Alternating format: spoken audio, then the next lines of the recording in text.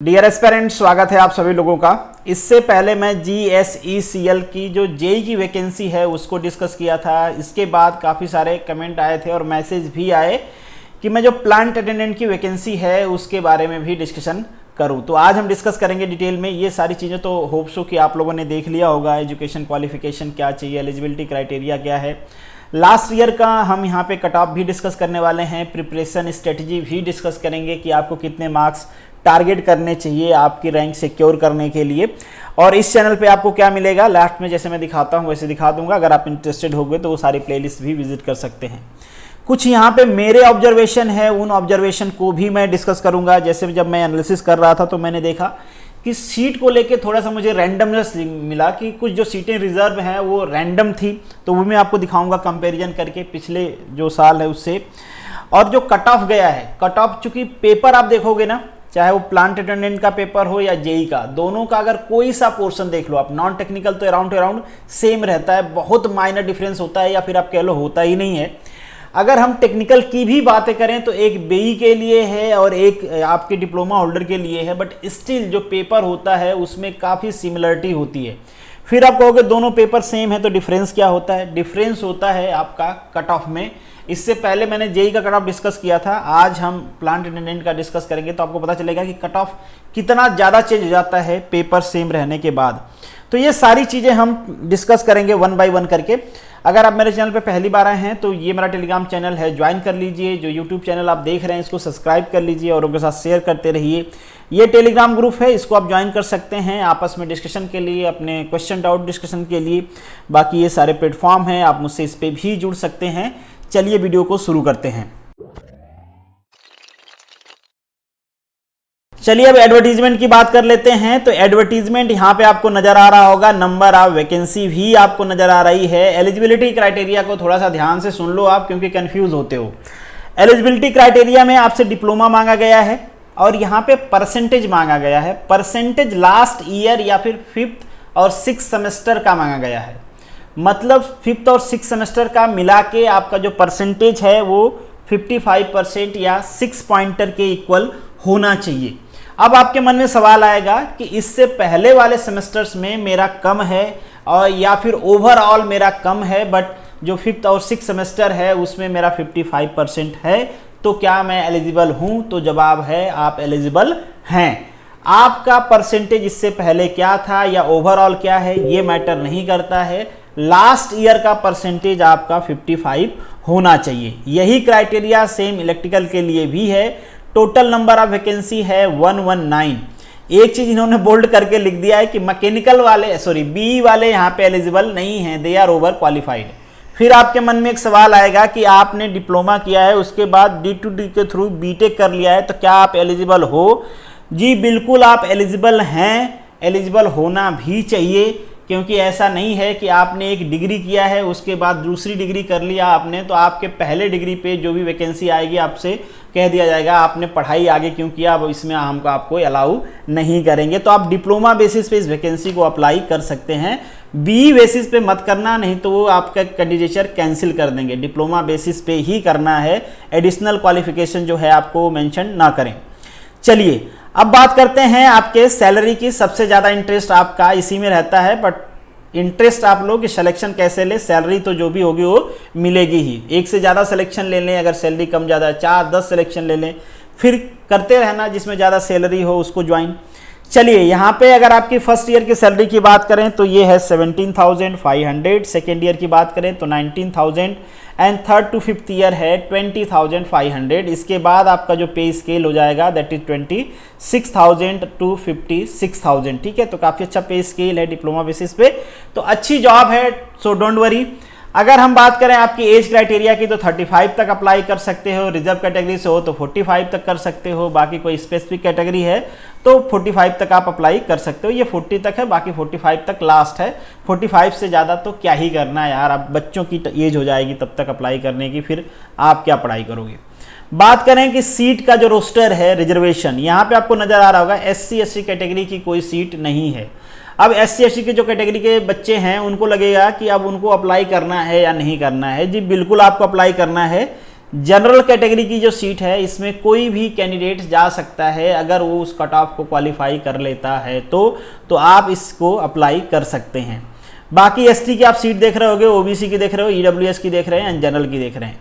एक इंटरेस्टिंग चीज़ मैं यहाँ पे आपको दिखाना चाहूँगा, जो मेरी ऑब्जर्वेशन है, ये लास्ट ईयर की वैकेंसी थी, आपको नज़र आ रही है, आगे मैं आपको डेट दिखा दूंगा। लास्ट ईयर में इलेक्ट्रिकल की ज़्यादा थी, मैकेनिकल की थोड़ी सी कम वैकेंसी थी, थोड़ी सी क्या मतलब इस टाइम 3 सीट्स ज़्यादा है ना, कुछ 69 है और लास्ट टाइम 66 थी। खैर ये मैं आपको दिखाना चाह रहा हूँ कि यहाँ पे देखिए लास्ट टाइम ये जो वैकेंसी थी यहाँ पे SC/SC कैटेगरी की 10 सीटें थी।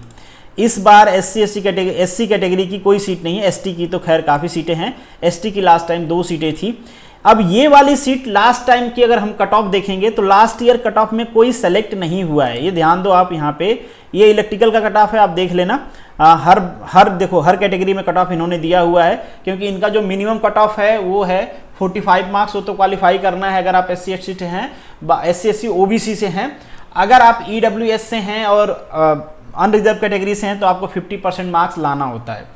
तो ये एक चीज़ आप ध्यान दो कि यहाँ पे तो जो SC/SC का कट ऑफ है इलेक्ट्रिकल में मेंशन है, बट मैकेनिकल में देखो आप SC का कोई कट ऑफ मेंशन नहीं है, ST का कोई कट ऑफ मेंशन नहीं है, SC/BC का मेंशन है, EWS का मेंशन है, UR का मेंशन है, और यहाँ पे कुछ मेरिट लिस्ट मेंशन है।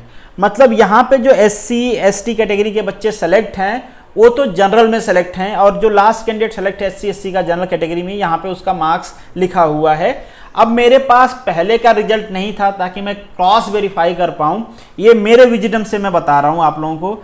अगर यहाँ पे बच्चे होते जो मिनिमम क्वालिफाई कर लेते मिनिमम कट ऑफ, तो उनका कट ऑफ यहाँ पे मेंशन होता। फिर आप कहोगे कि अगर मिनिमम क्वालिफाई नहीं किए तो यहाँ पे कहाँ से आ गए? यहाँ पे वो बच्चे आए हैं जो मिनिमम को क्वालिफाई किए हैं बट जनरल को भी क्वालिफाई कर लिया है, मतलब उन्होंने जनरल की सीट ले लिया है। जनरल की सीट लेने के बाद कोई SC/ST का कैंडिडेट नहीं बचता है जो रिजर्व सीट ले पाया है। अब ये मैं आपको इसलिए बता रहा हूँ कि देखिए लास्ट टाइम जो सीट थी SC की वो 10 सीटें थी, और यहाँ पे कोई सिलेक्शन नहीं हुआ है रिजर्व कैटेगरी की सीट खाली गई है, SC की भी ST की भी, और यहाँ पे ST वाली सीट पता नहीं कहाँ, सॉरी SC वाली सीट पता नहीं कहाँ गायब हो गई है। ST की जो SC की या ST की या EWS की या OBC की जो रिजर्व कैटेगरी की सीट है वो कभी कन्वर्ट नहीं होती है, क्योंकि ये वर्टिकल रिजर्वेशन है, ये कैरी फॉरवर्ड होती है।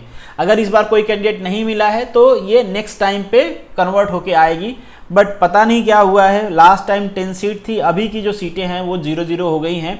आई डोंट नो कि कैसे इन्होंने किया है, क्या किस तरीके से रोस्टर बनाया है, बट मेरे हिसाब से ये सीटें तो एटलीस्ट कैरी फॉरवर्ड होके यहाँ पे ऐड होनी चाहिए थी। खैर कोई नहीं, यही मेरा ऑब्जर्वेशन था जो मैं आपसे स्टार्टिंग में कह रहा था बताने के लिए।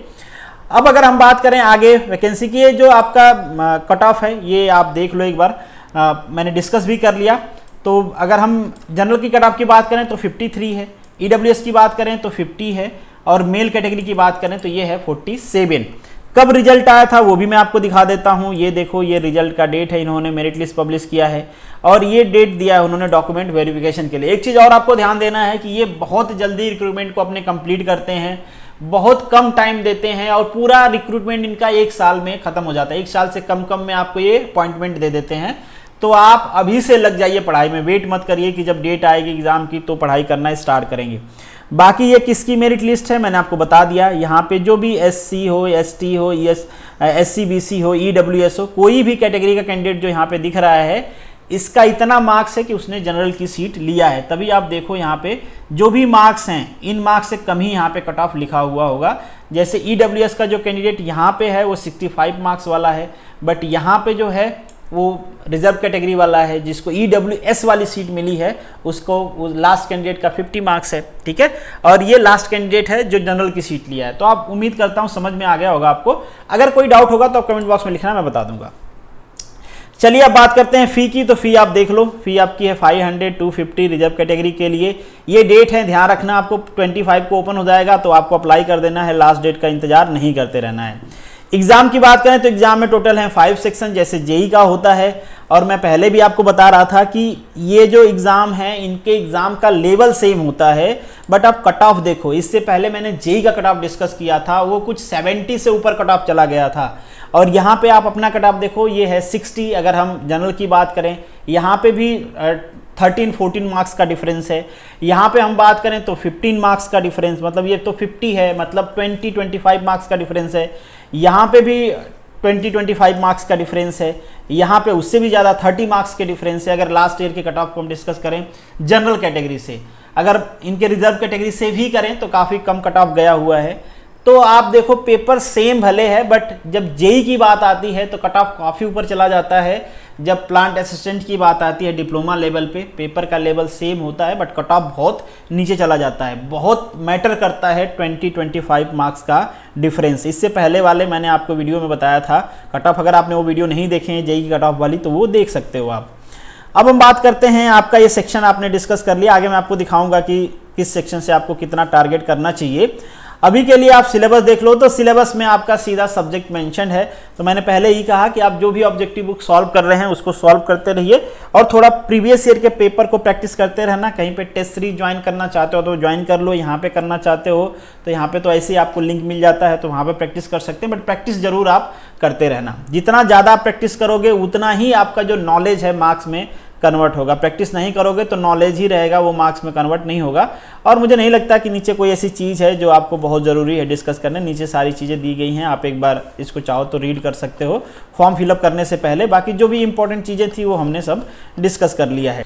और ये लास्ट ईयर की वैकेंसी थी, मैंने आपको ये भी दिखा दिया। लास्ट ईयर की वैकेंसी का आप देखो 2020 में आया था और ये 2021 ख़त्म होते होते एक साल के अंदर अंदर देखो फरवरी में स्टार्ट हुआ था, जनवरी में वहाँ पे अपॉइंटमेंट दे दी गई थी। जनवरी फरवरी में अपॉइंटमेंट हो गई। जैसे कि मैंने आपको कहा कि एक साल के अंदर अंदर ये पूरा कंप्लीट कर देते हैं प्रोसेस। बाकी सब कुछ सेम है। आप देखो लास्ट टाइम का भी सिलेबस जो था, जो एग्ज़ाम पैटर्न है, कोई भी चेंजेज नहीं है, सब कुछ सेम है। एक चीज़ मैंने वहाँ पे बताया नहीं आप लोगों को, शायद डिस्कस कर रहे थे तो हमने बताया था कि आपको मिनिमम मार्क्स तो स्कोर करना ही करना है। 50 मार्क्स करने हैं अनरिजर्व वालों को और ईडब्ल्यूएस वालों को, तभी आप मेरिट लिस्ट में जा पाओगे।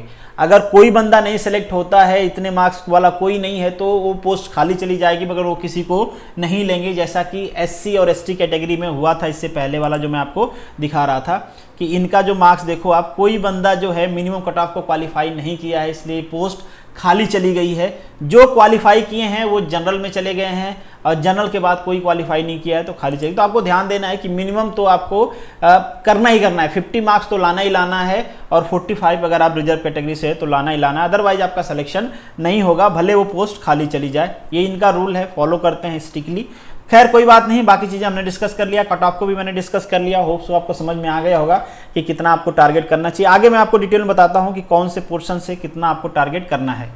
तो चलिए अब हम डिस्कस करते हैं कि इस एग्ज़ाम के प्रिपरेशन के लिए हमारी स्ट्रेटजी क्या होनी चाहिए, कितने मार्क्स हमको टारगेट करने चाहिए, किस सेक्शन पे कितना फोकस करना चाहिए और कहाँ से हमको उसको टारगेट करना चाहिए, मतलब पढ़ना कहाँ से चाहिए। बाकी आपको कट ऑफ नज़र आ ही रहा है, पहले भी मैंने इसको डिस्कस कर लिया है। आपका जो एग्ज़ाम है ये टोटल 5 सेक्शन में डिवाइड है। 5 सेक्शन में फर्स्ट जो सेक्शन आता है आपका 10 मार्क्स का जनरल नॉलेज, और ये जो जनरल नॉलेज है बहुत ही रैंडम होता है। आप सोचो कि आप टॉपिक वाइज पढ़ के और यहाँ पे जो क्वेश्चंस आते हैं उनको मैं कर दूं तो ये पॉसिबल नहीं है, बहुत रैंडम होता है। बट एक चीज़ है, यहाँ पे 5 to 6 मार्क्स जो होते हैं वो करेंट अफेयर से रिलेटेड होते हैं, 4 to 5 मार्क्स आपके होते हैं स्टैटिक जीके।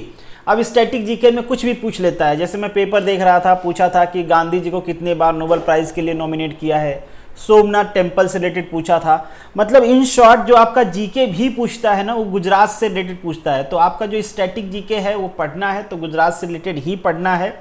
दूसरी चीज़, करंट अफेयर से कुछ भी इन्होंने पूछा हुआ है, कोई पॉलिसी पूछ लिया, कुछ भी करंट अफेयर में आया हुआ है, कोई न्यूज़ तो वो पूछ लिया है, तो करंट अफेयर से आपको अपडेट रहना है। अगर ये सारी चीज़ें आप करते हो तो मैं आपसे उम्मीद करता हूँ कि यहाँ पे आप 4 to 6 मार्क्स तो लेके आ जाओगे। इतने मार्क्स तो आ ही जाने चाहिए अगर आप प्रिपरेशन कर रहे हो तो। दूसरी हम बात करें इंग्लिश का, तो इंग्लिश बहुत स्टैटिक नेचर का होता है, सिंपल इंग्लिश पूछी जाती है। अगर इंग्लिश के ग्रामर आपने ठीक ठाक पढ़े हुए हैं तो यहाँ पे आप इजीली मार्क्स ले आ सकते हो। 4 to 6 बहुत ज़्यादा आपको यहाँ पे स्ट्रगल करना नहीं पड़ेगा। इसके लिए मैंने बता दिया आपको करंट अफेयर पे ज़्यादा फोकस करना है। इंग्लिश के लिए आप जो भी बुक फॉलो कर रहे हैं वो बुक फॉलो करिए, कोई प्रॉब्लम नहीं होता है। दुनिया भर के आपके यहाँ पब्लिकेशन है, वर्ड इनबॉक्स है, ज्ञान सारथी है, इसके अलावा भी बहुत सारे अक्षर पब्लिकेशन है। किसी भी पब्लिकेशन की आप बुक ले लें, कोई सा फर्क नहीं पड़ने वाला है। आप पढ़ लें, आपके 4 to 6 मार्क्स ईजिली यहाँ से भी आ जाएंगे। नेक्स्ट अगर हम मैकेनिकल की बात करें तो मैकेनिकल में आपको टारगेट करना है at least 35 to 45 marks. 35 to 45 marks आप इजीली कर सकते हो। अब यहाँ पे जो टॉपिक है इन्होंने मेंशन नहीं किया हुआ है, आपने पहले ही सिलेबस देखा है, टॉपिक में कुछ भी मेंशन नहीं है, सब्जेक्ट का नाम मेंशन है। तो यहाँ पे आपको एक ऑब्जेक्टिव बुक सॉल्व कर लेनी है, जैसे कि मैं हर बार रिकमेंड करता हूँ, आप खुरमी सॉल्व कर लो या फिर आप जैन सॉल्व कर लो या फिर गुजराती मीडियम की कोई बुक आती है। गुजराती मीडियम के मुझे ज़्यादा आइडिया नहीं है, बट जो भी बुक आती है आप कोई सी एक ऑब्जेक्टिव बुक सॉल्व कर लें। उसके साथ साथ आपको प्रीवियस ईयर पेपर सॉल्व करने हैं। अब बहुत सारे लोग परेशान हो जाते हैं कि प्रीवियस ईयर पेपर इसका कहाँ पे मिलेगा। देखिए एक दो पेपर तो आपको मिल जाएंगे, जो आपकी मारू गुजरात वेबसाइट है उसके ऊपर मिल जाएंगे, बहुत ज़्यादा पेपर आपको नहीं मिलेंगे, तो आपको परेशान नहीं होने की ज़रूरत है। जो भी टेक्निकल पेपर आपको मिलते हैं क्लास 3 लेवल के, वो सारे पेपर आपको सॉल्व कर लेने हैं। टेक्निकल सबका एक जैसे ही होता है, एक जैसे ही क्वेश्चन पूछे जाते हैं। कंप्यूटर की बात करें तो कंप्यूटर के कहीं से भी आप कर सकते हैं, ऑनलाइन सॉल्व कर लो, आप मैक्सिमम क्वेश्चंस यहाँ पे अटेम्प्ट कर दोगे। तो यहाँ पे भी मैं आपसे उम्मीद करता हूँ कि कंप्यूटर से एटलीस्ट आप 4 to 5 मार्क्स यहाँ से भी तो लेके आ जाएंगे इजीली, इससे ज़्यादा लेके आएंगे, अब कोई प्रॉब्लम नहीं होगी आपको। गुजराती लैंग्वेज की बात करें तो गुजराती लैंग्वेज में भी आपके मार्क्स आ जाएंगे। मिनिमम की बात करें तो 6 मार्क्स और मैक्सिमम की बात करें तो 8 मार्क्स, इतने तो गुजराती लैंग्वेज में आपके आने ही चाहिए। और जब आप इन दोनों को ऐड करोगे तो यहाँ पे जो मिनिमम आपका स्कोर बनता है वो बनता है 53 मार्क्स, और जो मैक्सिमम, अगर आप सभी में मैक्सिमम स्कोर करते हैं तो ये बनता है आपका 70 मार्क्स। तो आप देखो मिनिमम पे भी आप सेलेक्ट हो गए और मैक्सिमम में तो आपका रैंक आ जाएगा। अगर मिनिमम मैक्सिमम नहीं होता है, सपोज कर लीजिए आपने किसी में 4 से ज़्यादा स्कोर कर लिया बट इसमें 6 से कम स्कोर कर लिया या 4 से कम स्कोर कर लिया, तो ऑन एन एवरेज भी देखें हम तो इसका एवरेज भी होता है 60.5। तो किसी भी तरीके से अगर आप इतना टारगेट करते हैं तो आपका सिलेक्शन श्योर है। अब आप देख लें कि आपका क्या स्ट्रांग है। अगर ये आपका वीक है, जो स्ट्रांग है उस पर ज़्यादा फोकस करना है। अगर आपका मैकेनिकल बहुत अच्छा है तो अगर यहाँ पे आप स्कोर पर कर पाते हो 50 के आसपास तो बहुत अच्छी बात है, फिर बाकी में आप कंप्रोमाइज़ कर सकते हो। अगर आपको लगता है कि आपको जीके में बहुत टाइम देना पड़ेगा, आपका जीके बहुत ख़राब है, तो बस करंट अफेयर देखें, स्टैटिक को बिल्कुल छोड़ दें, फिर टेक्निकल पे फोकस कर लें। अगर आपको लगता है कि इंग्लिश मेरी बहुत ख़राब है यार, नहीं हो पाएगी, तो गुजराती पे फोकस कर लें, इंग्लिश को थोड़ा सा कम टाइम दें, 2-3 मार्क्स भी आएंगे तो चलेगा, गुजराती में थोड़ा सा बढ़ जाएगा, जीके में थोड़ा सा बढ़ जाएगा।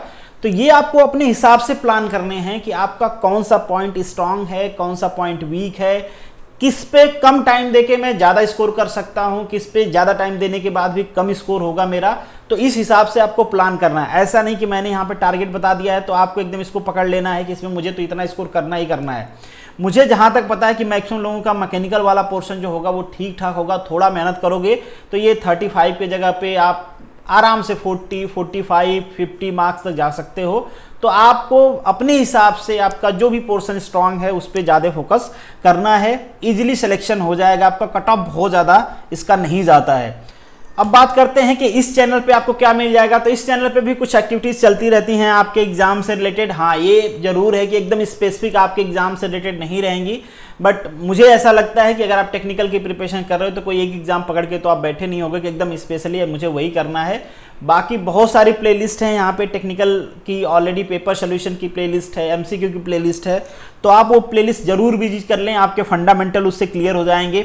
डेली आप टारगेट बना लें कि मुझे 1-2 वीडियो देखना है, एक video half an hour 1 hour की होती है, तो आप टारगेट बना लें कि मुझे एक वीडियो देखना है, तो काफ़ी कुछ कवर कर सकते हो आप यहाँ से आपका बेसिक फंडामेंटल जरूर क्लियर होगा। आप कोई सी भी वीडियो देख लो, आपका बेसिक फंडा क्लियर हो जाएगा कि उसके छोड़ के जो क्वेश्चन वहाँ पे कराए गए उसको छोड़ के भी अगर उस टॉपिक से क्वेश्चन पूछा जाता है तो आप इजीली कर पाओगे। यहाँ पे टेस्ट सीरीज की भी एक्टिविटी चलती रहती है। ये डिपेंड करता है कि अगर लोग इंटरेस्टेड होते हैं तो टेस्ट सीरीज होती है, नहीं तो डिसकंटिन्यू भी होती है। But already 15 to 16 test series के लिंक्स पड़े हुए हैं टेलीग्राम चैनल पे, आप उनको विजिट करके प्रैक्टिस कर सकते हैं।